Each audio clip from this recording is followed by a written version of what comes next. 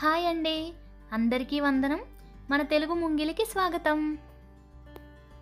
ఈరోజు మన తెలుగు ముంగిట్లో మనం కోరిన వరాలను ఇచ్చే దేవుడైన సత్యనారాయణ స్వామివారి సన్నిధిని దర్శిద్దాం రండి.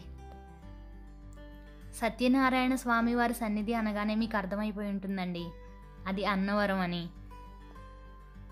ఈ గ్రామం తుని పట్టణానికి 18 కిలోమీటర్ల దూరంలో, కాకినాడ నగరానికి 45 కిలోమీటర్ల దూరంలో, రాజమహేంద్రవరానికైతే 80 కిలోమీటర్ల దూరంలో ఉందండి. రాజమహేంద్రవరం నుండి విశాఖపట్నం వెళ్ళే రైలు మార్గం ద్వారా కూడా మనం అన్నవరాన్ని చేరుకోవచ్చు. మేము వెళ్ళే రహదారిలో ఎత్తైన స్వామి వివేకానందుని విగ్రహం కనిపించిందండి. దాని ప్రక్కగా ఆనుకుని ఉన్న రామాలయం ఉంది, వాటిని కూడా మీరు చూడండి. అసలు అన్నవరానికి ఆ పేరు ఎలా వచ్చింది అంటే, అన్నవరం అడిగిన వరం ఇచ్చే దేవుడు అవడం వల్ల ఆయనకి ఆ పేరు వచ్చింది అని స్థల పురాణం చెబుతోందండి. ఈ స్వామి రత్నగిరిపై వెలిసారు. దానికి సంబంధించి కూడా ఒక స్థల పురాణం ఉంది, అది కూడా వినండి. పర్వత శ్రేష్ఠులలో ఒకరైన మేరు పర్వతం ఆయన భార్య మేనక శ్రీ మహావిష్ణువు గురించి తపమాచరించి విష్ణువు అనుగ్రహంతో 2 కుమారుల్ని పొందుతారు.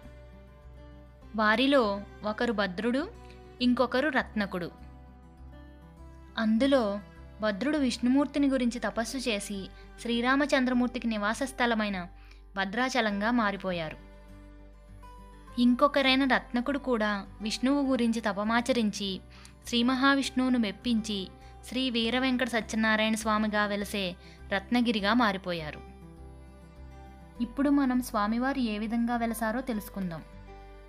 అప్పట్లో ఈ ప్రాంతం పిఠాపురానికి సమీపంలోని గోరాస గ్రామ ప్రభువు శ్రీ రాజా ఇనుగంటి వెంకట రమారాయణం బహదూర్ వారి ఏలుబడిలో ఉండేది. అన్నవరంలో ఈరంకి ప్రకాశరావు గారు అనే ఒక బ్రాహ్మణుడు ఉండేవారు. ఆయన మహాభక్తుడు. వీరిద్దరికీ స్వామివారు కలలో ఏకకాలంలో దర్శనమిచ్చి, రాబోవు శ్రావణ శుక్ల విద్య మకా నక్షత్రమందు గురువారం నాడు రత్నగిరిపై వెలుస్తున్నాను అని చెప్పారటండి. అంతేకాకుండా నన్ను శాస్త్ర నియమానుసారం ప్రతిష్ఠించి సేవించండి అని చెప్పి మాయమయ్యారట. మరునాడు ఇరువురూ కలిసి తమకు వచ్చిన కలను చెప్పుకుని కరనామ సంవత్సర శ్రావణ శుక్ల పాడ్యమి నాటికే అందరూ అన్నవరం చేరుకుని స్వామివారి కొరకు వెతుకుతూ ఉండగా ఒక చెట్టు కింద పొదలో స్వామివారి పాదముల మీద సూర్యకిరణములు పడ్డాయి. వెంటనే వారు ఆ పొదను తొలగించి స్వామి విగ్రహాన్ని రత్నగిరి కొండపైకి తీసుకుని పోయి కాశీ నుండి తెచ్చిన మహావైకుంఠ నారాయణ యంత్రంతో సహా కలిపి ప్రతిష్ఠించారు. స్వామివారిని 1891లో ప్రతిష్ఠించడం జరిగింది. ఆలయాన్ని మాత్రం 1934లో నిర్మించారు. ఎక్కువగా స్వామివారిని మూలతో బ్రహ్మరూపాయ మధ్యతస్య మహేశ్వరం అదతో విష్ణురూపాయ త్రైక్య రూపాయతే నమః అని స్తుతిస్తూ ఉంటారు. ఈ స్తోత్రం ప్రకారం పైభాగంలో బ్రహ్మదేవుడు, మధ్య భాగంలో ఈశ్వరుడు, క్రింది భాగంలో విష్ణువు కొలువై ఉన్నారని కీర్తించడం జరుగుతుంది. ఈ స్వామివారి సన్నిధిలో వ్రతమాచరించినట్లయితే సకల సౌభాగ్యాలు కలుగుతాయని భక్తుల ప్రగాఢ విశ్వాసం. ఎక్కువగా వివాహమైన కొత్త దంపతులు కూడా ఇక్కడ వ్రతమాచరించడానికి వస్తూ ఉంటారు. వ్రతమాచరించేవారు టిక్కెట్ని కొనుగోలు చేయాల్సి ఉంటుంది. వ్రతానికి కావలసిన సామాగ్రినంతటిని ఈ టిక్కెట్ ధరలోనే ఆచార్యుల వారు మనకి సమకూరుస్తారు. ఇది ఆలయ ప్రాంగణంలో వెనక వైపు ఉన్న రావి వృక్షం. దీని మొదలులో ఆంజనేయ స్వామి, అమ్మవారు, ఈశ్వరుడు, విఘ్నేశ్వరుడు, నాగేంద్ర స్వామి కొలువై ఉన్నారు. స్వామివారి దర్శనం చేసుకున్న చాలామంది భక్తులు ఇక్కడికి వచ్చి 365 ఒత్తులు ఉన్న దీపాన్ని వెలిగించి 3 సార్లు ప్రదక్షిణం చేసి మనసులో స్వామిని ఒక కోరిక కోరుకుని నమస్కరించి వెళ్తున్నారు. దీనివల్ల వారు కోరిన కోరిక నెరవేరుతుందని నమ్మకమట. ఈ విషయాన్ని గురించి నేను ఒక బామ్మగారిని అడిగితే చెప్పారండి, మేము కూడా వెలిగించి వచ్చాము, మీరు కూడా వీలున్నట్లయితే వెళ్ళినప్పుడు వెలిగించిరండి. వీలుంటే మీతో పాటుగా ఒత్తుల్ని తీసుకువెళ్ళండి. ఒకవేళ తీసుకువెళ్ళకపోయినా ఈ చెట్టు దగ్గరే కొంతమంది వర్తకులు విక్రయిస్తున్నారు, వారి దగ్గర మనం కొనుక్కోవచ్చు. తర్వాత ఈ ఆలయ ప్రాంగణంలో నాకు నచ్చిన ప్రదేశం శ్రీ గోకులం.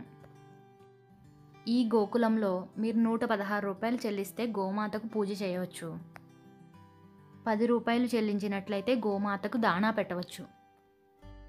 నేను వెళ్ళేసరికే దాణా అయిపోయింది అని చెప్పారండి. దానికి నేను చాలా బాధపడ్డాను. మీరు వీలుంటే మాత్రం పెట్టిరండి. ఈ గోశాలలో ఒకవైపు ప్రక్కగా శ్రీకృష్ణుడు గోపికలతో కొలువై ఉన్నారు. ఇదే కాకుండా ఆ శ్రీకృష్ణ భగవానుడు మనకి గోవుల మధ్యలో కూడా దర్శనమిస్తారు. ఆ స్వామివారి పక్కనే పూజారులు కూడా ఉంటారండి. మనం గోపూజ చేయించుకోవాలంటే వారు చేయిస్తారు. ఇంకా ఈ ఆలయ ప్రాంగణంలో మేము దర్శించిన స్థలం కాల నిర్దేశక యంత్రం. ఇది రత్నగిరి పైన ప్రధాన ఆలయానికి ప్రక్కనే ఉంది. దీని ప్రత్యేకత ఏమిటంటే ఇది సూర్యుని నీడ ఆధారంగా పనిచేస్తుంది. మీరు కూడా ఒకసారి దీనిని గమనిస్తే మేము వెళ్ళేసరికి సమయం 11:21 అయింది. అది దానినే చూపిస్తుంది. ఇది మన పూర్వీకుల విజ్ఞానానికి ఒక మంచి తార్కాణమని నాకు అనిపించిందండి.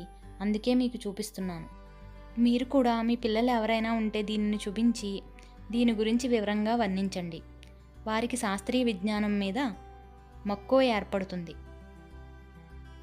వీటన్నిటితో పాటుగా అన్నవరం ప్రకృతి అందాలకు నిజమైన నెలవు. ఒక్కసారి దర్శించినట్లయితే మీకు కూడా ఈ విషయం తెలుస్తుంది. ఆలయ ప్రాంగణం నుండి దూరంగా వీక్షించినప్పుడు పంపా నది కొండల మధ్యలో హొయలొలుకుతూ ఉంటుంది. ఆమె స్వామివారి పాదాల్ని కడుగుతూ ఉన్నందుకు పరవశంతో ప్రవహిస్తూ ఉంటుంది. ఈ దేవాలయానికి ఆన్లైన్ సర్వీసెస్ కూడా ఉన్నాయండి. మనం వాటిని కూడా వినియోగించుకోవచ్చు. కొబ్బరికాయలు, అరటిపళ్ళు వంటి వాటిని ఎవరైనా తీసుకువెళ్ళకపోతే ఆలయ ప్రవేశ ద్వారం ముందు విక్రయిస్తూ ఉంటారండి.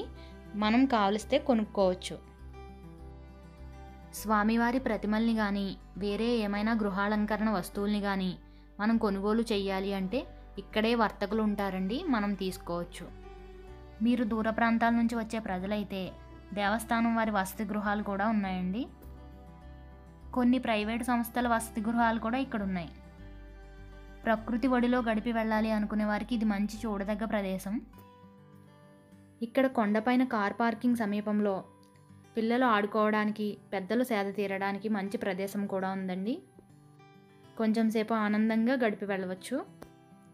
ఇంతే కాకుండా ఈ రత్నగిరికి గుర్తుగా సౌత్ సెంట్రల్ రైల్వే వారు రత్నాచల్ ఎక్స్ప్రెస్ని విజయవాడ నుంచి విశాఖపట్నం వెళ్ళే వరకు నడుపుతున్నారు. విజయవాడ, విశాఖపట్నం మధ్యలో ఉన్న భక్తులందరూ ఈ రైలు సౌకర్యాన్ని వినియోగించుకోవచ్చు. ఇక్కడ వ్రతం చేసుకున్న భక్తులకు ₹1 ఇస్తారండి. దానిని మనం పూజా మందిరంలో ఉంచి ఎప్పుడైనా మనం వ్రతం చేసుకున్నప్పుడు వినియోగించుకోవచ్చు.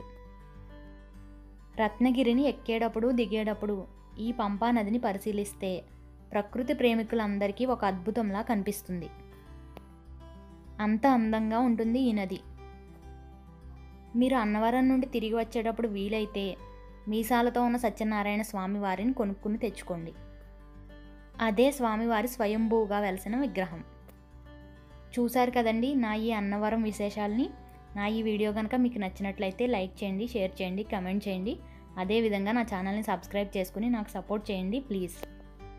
ఈ వీడియోని వీక్షించిన వారందరికీ ధన్యవాదములండి.